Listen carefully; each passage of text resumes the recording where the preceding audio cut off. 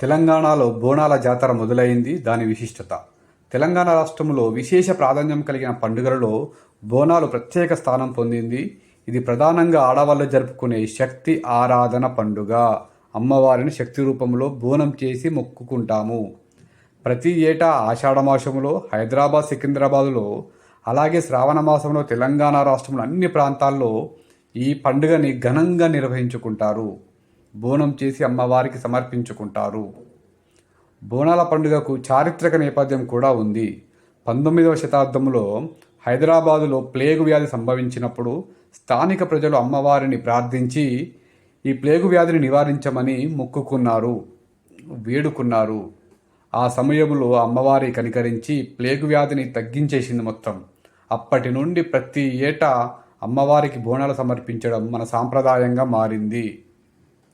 బోనం అంటే ఏమిటి? బోనం అన్నది బోయినం అనే పదం నుండి వచ్చింది. అంటే అమ్మవారికి ఉప్పు, అన్నం, పాయసం, కూరగాయలు కలిపి చేసి మట్టి పాత్రలో చేసి ఆ మట్టి పాత్రని బోనం అంటారు. ఆ మట్టి పాత్రని మనం బోనం రూపంలో అమ్మవారికి సమర్పించుకుంటాము. ఆడవాళ్ళు శరీరానికి తైలాభిషేకం చేసి కొత్త బట్టలు ధరించి పూలతో అలంకరించి తలపై బోనం పెట్టుకొని ఆలయానికి వెళ్ళి అమ్మవారికి మంచి మనసుతో బోనం సమర్పించుకుంటారు. దాని వలన వాళ్ళకి మంచి ఫలితం వస్తుంది. హైదరాబాద్లో గోల్కొండ, లాల్ దర్వాజా, ఉజ్జయిని మహంకాళి ఆలయం వంటి ప్రసిద్ధ ఆలయాల్లో బోనాలు ఎంతో వైభవంగా జరుగుతాయి.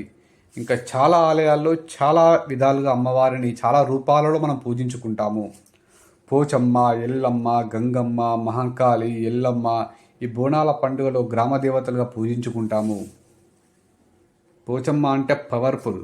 బోనాల సమయంలో పోతురాజు అనే వ్యక్తి ప్రత్యేక ఆకర్షణగా నిలుస్తాడు. ఇతనిని అమ్మవారి సైనికునిగా భావిస్తారు.